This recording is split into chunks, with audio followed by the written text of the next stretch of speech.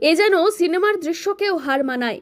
জীবনের ঝুঁকি নিয়ে রেল লাইনের নিচে হামাগুড়ি দিয়ে ত্রুটি সারালেন সহকারী চালক। জলপাইগুড়ির তিস্তা সেতুর ওপর দাঁড়িয়ে গেল হঠাৎ করেই new Bongaigaon NJP passenger train. মাঝপথে এমন আচমকাই থেমে যাওয়ায় ট্রেনে আতঙ্ক ছড়ায় যাত্রীদের মধ্যে।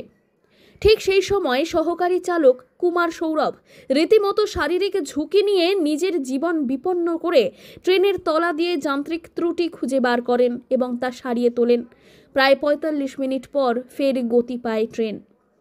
জলপেশ মেলার কারণে বহু ভক্ত সেই ট্রেনে করেই যাচ্ছিলেন।